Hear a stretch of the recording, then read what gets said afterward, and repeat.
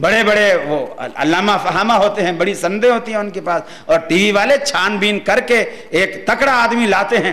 تو ایسے اب ایک صاحب کہنے لگے جی حضرت بلال رضی اللہ تعالیٰ عنہ نے ایک دفعہ اذان نہیں دی تھی تو سورج ہی نہیں نکلا تھا. میں نے کہا یار یہ کہاں لکھا؟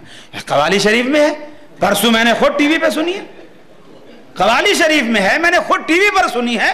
وہ خود کہہ رہا تھا حضرت بلال نے جو اذان سحر نہ دی، قدرت خدا کی دیکھو نہ مطلق سحر ہوئی. اب وہ دلیل کیا ہے؟ قرآن حدیث کچھ نہیں، ٹی وی میں آیا ہے. اور قوال شریف جو تھے وہ کہہ رہے تھے قوالی شریف کے اندر، لہذا یہ اتھنٹک ہے. میرے بھائیو ان کا توڑ آپ اسی چیز سے، وہ خرافات لا رہے ہیں، آپ کتاب و سنت کے براہین ان کو پیش کریں.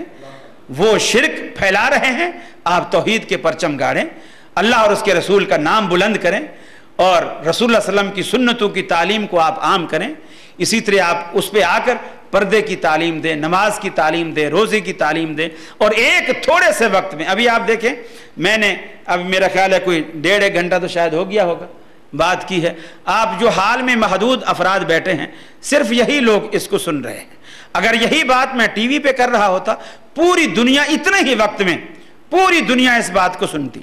تو یہ ایک بڑا مؤثر ذریعہ ہے. میں سمجھتا ہوں مشین بذات خود نہ اچھی ہوتی ہے نہ بری ہوتی ہے، یہ ساری چیزیں مباح ہیں. آپ اس کو کیسے استعمال کرتے ہیں؟ میں نے پچھلے حال میں پروگرام میں مثال دی تھی، جیسے ڈاکٹر کے ہاتھ میں بھی ایک نشتر ہوتا ہے، ڈاکو کے ہاتھ میں بھی نشتر ہوتا ہے. ڈاکو بھی نشتر مار کے پیٹ پھاڑ دیتا ہے اور جیب خالی کر کے چلا جاتا ہے. ڈاکٹر بھی نشتر مار کے پیٹ پھاڑتا ہے اور جیب خالی کر لیتا ہے. لاکھوں روپے لگتے ہیں آپریشن پر، لاکھوں روپے آپریشن پہ لگتے ہیں، لیکن ڈاکٹر کو آپ دعائیں دیتے ہیں. اس نے لاکھ روپیہ بھی لیا، پیٹ بھی پھاڑا، خون بھی اتنا سارا نکالا.